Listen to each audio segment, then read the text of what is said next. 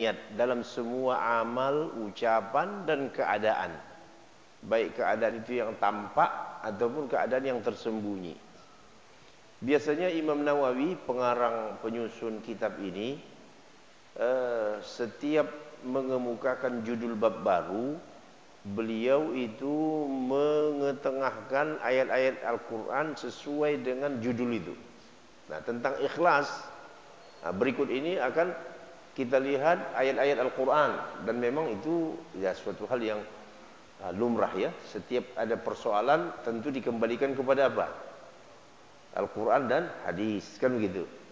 Nah, jadi ayat yang terkait dengan ikhlas, di antaranya Allah berfirman, qala Allah Ta'ala, a'udzubillahi minasyaitonir rajim, wa ma umiru illa liya'budullaha mukhlishina lahud-din hunafa wa yuqimus salata wa yu'tuz zakata wa dzalika dinul qayyimah.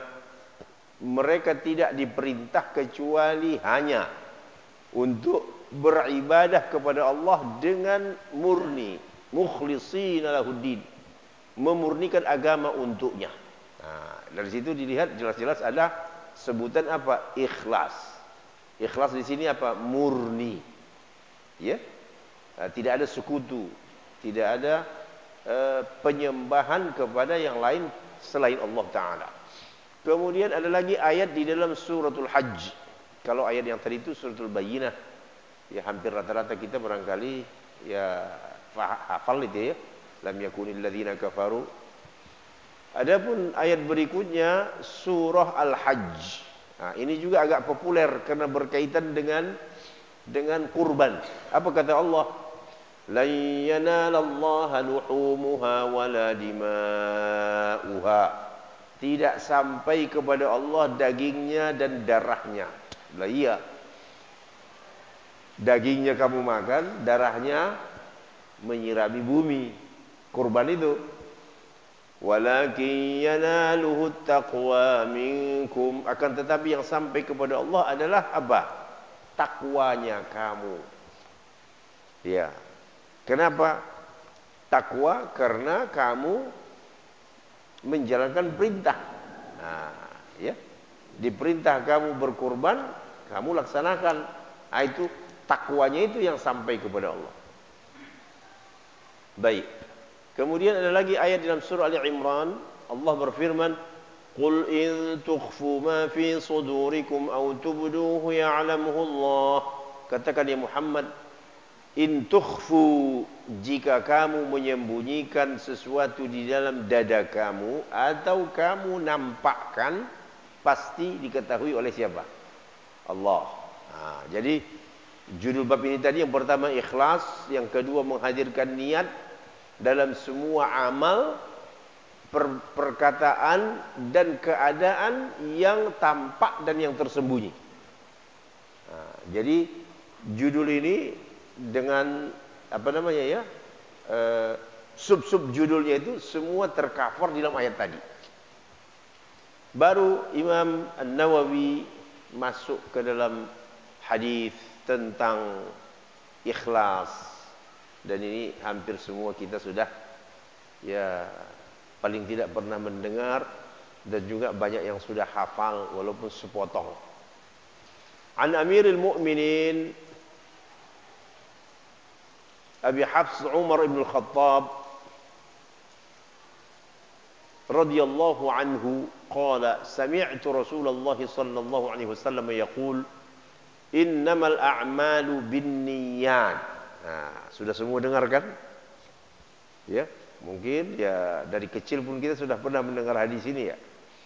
Diriwayatkan dari Amirul Mukminin Umar ibn al-Khattab, beliau berkata radhiyallahu anhu, pernah aku mendengar Rasulullah sallallahu alaihi wasallam bersabda, innamal a'malu binniyat.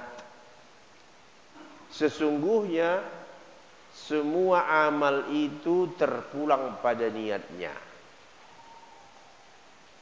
Artinya nilai dari amal itu tergantung pada niatnya. Begitu. Innama itu kalau diterjemahkan secara telek hanya. Jadi semua amal itu ya nilainya hanya pada niat. Masya Allah. Jadi artinya Rasulullah SAW menerangkan di sini betapa kuatnya hubungan antara niat melakukan sesuatu perbuatan dengan amal itu sendiri.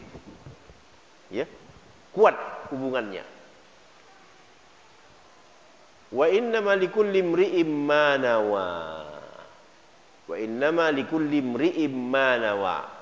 Seseorang hanya mendapatkan dari apa yang dia niatkan. Seseorang hanya mendapatkan apa yang dia niatkan saja, yang tidak dia niatkan tidak. Faman kanat hijratuhu ila Allah wa rasulih fa hijratuhu ila Allah wa rasulih. Barang siapa yang hijrahnya untuk Allah dan Rasulnya, maka hijrahnya untuk Allah dan Rasulnya. Wa man kanat hijratuhu lidunya yusibuha aw imra'atin yankihuha fa hijratuhu ila ma hajara ilaihi. Dan barang siapa yang hijrahnya untuk dunia yang ingin diraihnya atau untuk mendapatkan wanita yang ingin dinikahinya, maka hijrahnya sesuai dengan apa yang diniatkannya. Hadis muttafaqun alaih. Apa arti muttafaqun alaih ini, Pak? Ya ringkasnya Bukhari Muslim begitu ya. Hadis yang disepakati oleh dua imam besar, yaitu Imam Bukhari dan Imam Muslim. Lah, Imam Bukhari saja kalau meriwayatkan hadis hampir dipastikan sahihnya, apalagi kalau dua-duanya ya. Ya, apalagi kalau dua-duanya Bukhari dan Muslim. Wah, sudah sangat kuat. Satu saja di antara mereka itu, Muslim saja, Bukhari saja, itu hadisnya sudah sangat kuat, apalagi kedua-duanya. Baik. Jadi yang pertama, sambil lalu, siapa rawi hadis ini? Dia pun umrah.